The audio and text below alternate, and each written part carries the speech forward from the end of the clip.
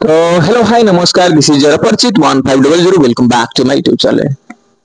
तो गाइस आपण माने जो दिन प्रिपेयर्ड आरो पीएफटी देवा पई आसीबे तो आपण मानक पई गोटिए मेडिकल सर्टिफिकेट निहाती दरकार। तो आपण माने मेडिकल सर्टिफिकेट न करिथिबे ना तो आपण को सेठी डॉक्यूमेंट वेरिफिकेशन पई अलाउ करबे नाही। आपण को कहबे जाई कि मेडिकल सर्टिफिकेट तुरंत नै आसंतु तापर हमें आपण को पीएफटी करिया पई देबो। काहे कि ना जदि सेही टाइम रे आपण मेडिकल सर्टिफिकेट कोन दिया जाय ना जदि सेही टाइम रे आपण चेता बुडी पड़ीगले कि आपनकर कोन हैला से माने रेस्पोंसिबिलिटी नुहंती से माने रेस्पोंसिबिलिटी नेबे नाही। ठीक अछि तो सेठी पई आपण मानक पई मेडिकल फिटनेस सर्टिफिकेट निहाती दरकार। तो आपण माने जेतेबेले पीएफटी करिया पे आसीबे बा डॉक्यूमेंट वेरिफिकेशन करिया पे आसीबे सेतेबेले कोन करिवे ना मेडिकल सर्टिफिकेट गोटे साइन मारिकी नेकी आसीबे। ठीक अछि तो मेडिकल सर्टिफिकेट आपण मान पई निहाती दरकार। तो जो पिला माने भाबुछन नाही मेडिकल करबिनी मो सेमती पळेबी सेठी सेठी चळे देबा मिछ कथा कहि कंकुर कर देबी ना मोर किछ मु ठीक अछि हमें भलो छु ना बाबू सेमिति हेई परिबो नाही। आपण माने समस्त आपण भलो थांतु आपण खराब थांतु आपण पूरा फिट थांतु 100% किंतु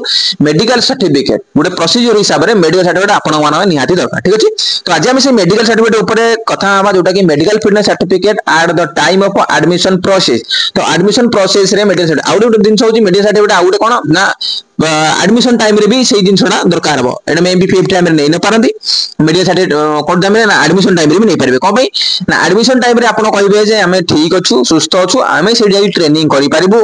ड्यूरिंग ट्रेनिंग जेमती हमर किछि हमें किछि हबोनी सेठी गला पर नले आपण दोष दबे जे ना मु एठी आसी मोर प्रॉब्लम है। ठीक अछि तो एटा होची मेडिकल सर्टिफिकेट आपण माने स्क्रीन रे देखि पारुथबे ई हला medical certificate this is to certify that I have medically examined Mr. Miss तम आपनकर ना रहइबो एठी आपनको बापा का ना जहाँ भी आपण जदि मदर अच्छा मदर ना जहाँ भी डिस्ट्रिक्ट कोड एटा लेखाला फाउंड हिम हो medical fit to undergo rigorous physical fitness skill proficiency test for the entrance examination of GCB Bhubaneswar GCB कुलुनी संबलपुर। तो दीटा जाक हे जे बस एति आपन ना आपन बापा ना आपन को डिस्ट्रिक्ट एति लेखा हबो बाकी बाकी सब डॉक्टर को ऊपर काम डॉक्टर सिग्नेचर करिवे तांको ना लिखिबे।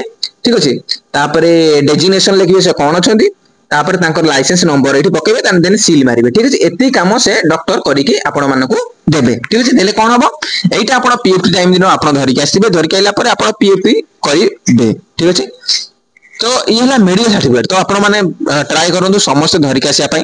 ठीक अछि तो ये थिला जोटा कि आपण माने भाबुथबे नेग्लेक्ट करथबे जे मु न करी गले चलिबो ना बाबू चलिबोनी आपण माने मेडिकल सर्टिफिकेट निहाय धरि के आसिया पई बाध्य। ठीक अछि मेडिकल सर्टिफिकेट आउला मैंडेटरी सर्टिफिकेट आपण दुईटा जिंस करी के एबे रेडी करी के रखि थांतु जोटा कि आपण पीएफडी दिन धरि के आसीबे। तो पीएफडी आपण जानते 28 तारिख रु पीएफडी स्टार्ट हो जाउची। तो बॉयज मानकर फास्ट हो तो बॉयज मानकर चारोटी ग्रुप रे डिवाइडेड करा जाय। तो केमिति करा जाय आपण मानको मु नेक्स्ट वीडियो भलो भाबरे बुझि देतले पीएफडी जिंस ओडा कर देबी।